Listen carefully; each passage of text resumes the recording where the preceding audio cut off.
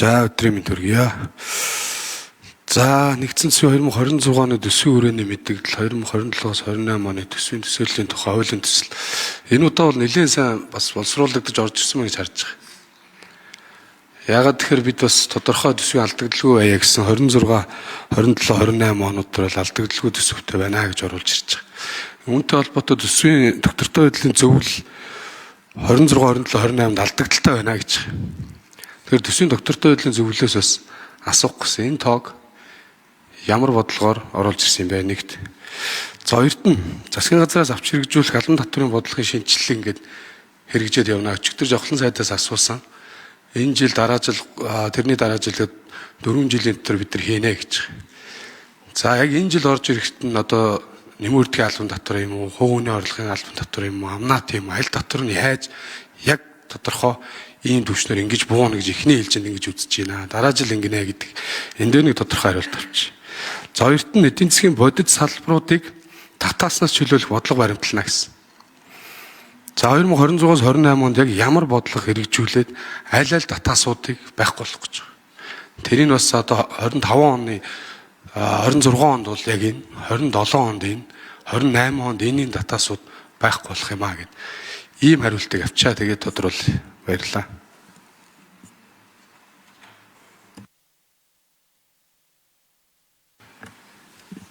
За хариулт өгье. Цангийн сайд болдын чухлаа.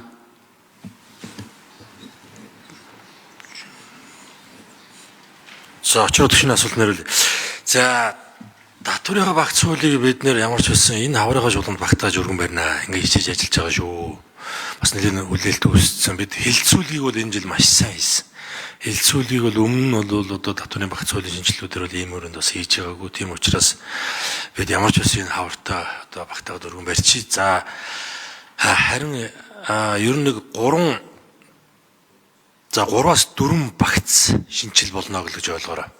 Тэгэхээр 26, 27, 28 онууд дээр бид ингэж тарааж шатараад явах усаар арга байхгүй. Энэ нөөрэ бас баггүй өртөгтэй юм шинжил болно. Доор хаяж 4 их найдын орлогод одоо сөрөг дарамт ирэхээр ийм татврын шинжил болно гэсэн үг. Тэгэхээр нэг төсвдөр бол яагаад ч дийлэхгүй. За тэгэхээр эх оны эдийн засгийн төсөөллүүд маань ямар байх нь вэ? 26 онд яаж тусах нь вэ?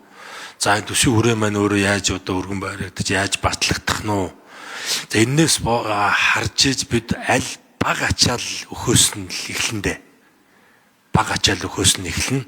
За тийм учраас энэ удаагийн татврын багц хууль бол хувийн орлого албан татвар, аж ахуйн нэгжийн орлого албан татвар, за нөөц болон бусад татврын одоо харилцаа, татврын харилцаа гэдэг нь одоо татвараа одоо тайлбарлахаас эхлүүлээл. За энэ бүгд тэр одоо шатараатай маш өргөн үрээтэй ийм шинжилгүүдийг хийж байгаа. Ер нь бол нэлээд либералчилж байгаа. Одоо хувийн хвшлээ нэлээд дэмжсэн, нэлээд одоо эдийн засгийн одоо өчтөрөөс эхэлж бидний ярилцж байгаа төлөвлөгөөнд туссан үжил баримтал буюу эдийн засгийн эрхчлөө. За энэ бол эдийн засагт оролцогч бүх талуудыг хамруулж яригдж байгаа асуудал шүү.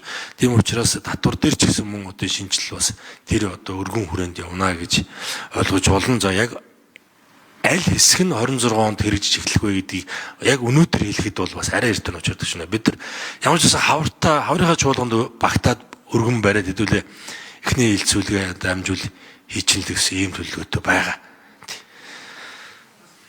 За бас ер нь гишүүдийг энэ татврын одоо багц хууль ер нь татврын асуудал ус нэлээд бас ачаал өгдөг юм шиг байгаа юм. Бас нийгмээс одоо нэлээд тийм захиалга дарамт ийм юмнууд ирдэг байх. За тийм учраас бид ойлгож байгаа. За гишүүдийн өргөн барьсан татврын хуулиуд дээр өөрчлөлт оруулах зүйлүүдийг ч бас тодорхой хэмжээнд хамруулж тусгасан байгаа.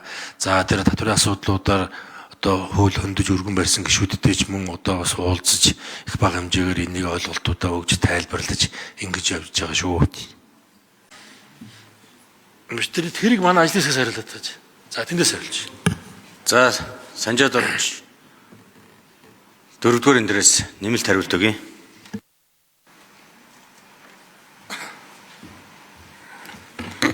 За сангийн яамны төсвийн бодлого төлөлтийн газрын дарга Санжаад орж. За гишүүний асуултанд хариулъя.